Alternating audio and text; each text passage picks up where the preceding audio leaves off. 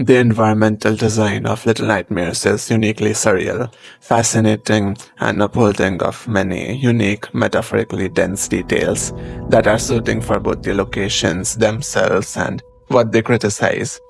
The entire thing is often brought together by being given a suited name with many layers, bringing the whole location beautifully together. In this video, I plan to talk about the locations from the first three Little Nightmares games and why they work, and why most of the ones from Little Nightmares 3 don't. Hello to everyone new to this channel. I am just GKS and I like to make miniatures, dioramas, paintings, digital illustrations, character designs, etc. Ignoring all of that today, I am very passionate about environmental design in general and how important it is to bring a good and lovable world to life. And I find all of that in Little Nightmares, at least in everything, apart from Little Nightmares 3. The Maw, the Nest, and the Pale City to me, the three most recognized Little Nightmares locations and coincidentally the three best ones, all do a tremendous job of bringing the nowhere, the Little Nightmares world, to life. The world has been set up to have its major locations criticize the real world issues since the first game's release, the Maw through gluttony, the Pale City through escapism, and perhaps abandonment, favoritism of the rich through the Nest. But that's of course more debatable. Anyways, that's really interesting, right? But to understand why they work, we have to look at why Little Nightmares 3 doesn't work. Little Nightmares 3 to me has failed this idea in general, which has resulted in it living in the shadow of the first two games actually. Not even very Little Nightmares. Little Nightmares 3 has the spiral, the biggest location yet seen in the nowhere, of course. It has 4 unique locations shown to us in the main game. And you will think that Little Nightmares 3 will excel massively in world building, right? And make the nowhere extraordinarily more interesting. The factory, the carnival, and the institute are incredibly interesting concepts in idea, of course, but so poorly executed in game. None of them succeed at presenting critiques at real-world problems. There is material, sure, but in the interviews, not in the actual game itself. The residents are so flat in the way they are presented in game. There is an unacceptable abundance of reused assets, reused room layouts, reused tropes, and even reused ideas. Little Nightmares 3 feels incredibly corporate to me and just doesn't feel very artistic. I'll say this, Little Nightmares 3 is anti-creativity to me. Most of the ideas within it, they are just so incredibly unoriginal, and that is just not what Little Nightmares is to me. I view Little Nightmares from a very artistically coded lens.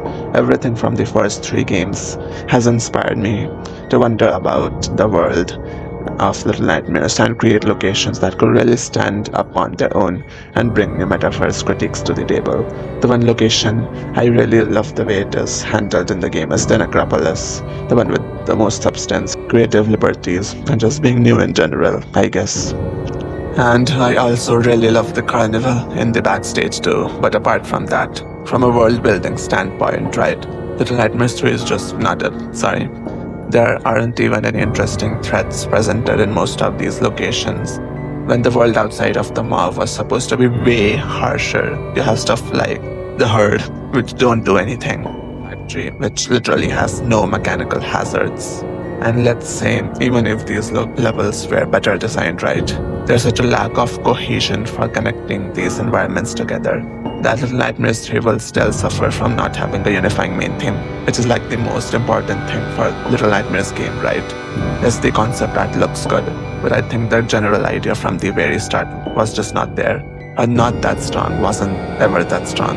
The idea of a location having many sub-locations in it is really interesting, of course, but it should also have very, in-your-face, connecting aesthetics that really help all the locations feel like they belong to a bigger location, right? By the way, the drawings you are seeing being worked on in the background belong to the location I have designed, named the Hanging Lady, which I will talk about more in another video, but yeah. The Little Nightmares 3 locations also fail to make you really wonder about what else they have inside them. The only interesting design you see in the factory is the supervisor. There's not a single piece of detail pointing to the existence of any other resident in this massive green underground metal tomb, whatever it's called.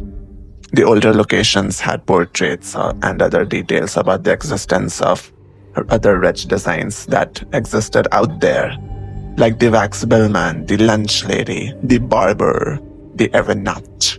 The Predator's parents are the veiled lady from A. Altered Egos. Point out any names like that from Little Nightmares 3, and it has 4 unique locations in it. All these non-boss residents that I just described, they are all part of the world building. They are not afterthoughts.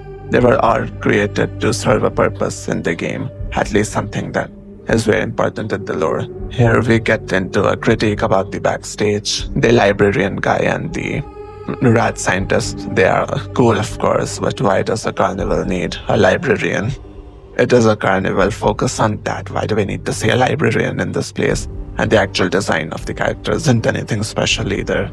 It just looks like a skinny herd, I'm not gonna lie. And obviously I am going to give them props for at least listening to some criticism and adding extra characters like this in the backstage in the first place, of course.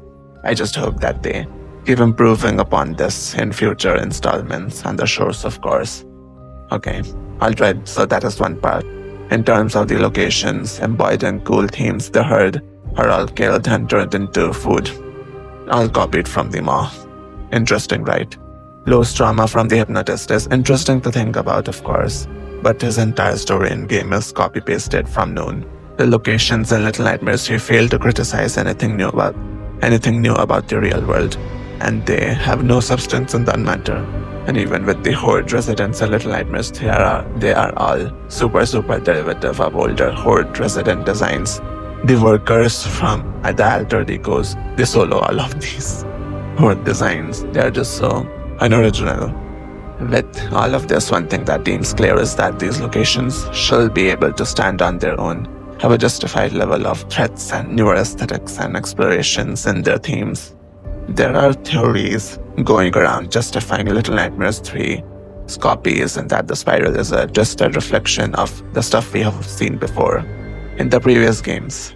And while sure that makes me dislike Little Nightmares 3 a little less, it is very damaging to the reputation of the main games. And I hope Little Nightmares soon moves on from copies to something way more original and new and fascinating. Now a little bit of a justified, shameless plug. I have recently started doing a miniature clay series about the carnival, and while that might make you a little bit confused after all the time I have spent criticizing Little Nightmares 3 and its environments, I still see a lot of potential in Little Nightmares 3. I have already made the Ken and the puppets, and I plan to make the performer from the Lonely Ones. Yeah, if you're interested in that kind of stuff and you want to support, make sure to subscribe and hit the notification bell. Anyways, now getting back on topic, I have started a brand new miniature collection called Glimpses of the Nowhere, but I might change the name in the future. It is comprised of completely original environmental designs inspired from Little Nightmares, and we will be discussing the first contender today, with hopefully many more to come, only with your support, of course. This right here is what I call the paradise, and while not perfect, you can definitely see a clash going on between the imagery and the name itself. It is this one building in the clouds that is getting repeated endlessly in the background, just a little bit different each time. This type of surrealism that happens only in your dreams when you enjoy being in this almost perfect paradise for the duration of the dream.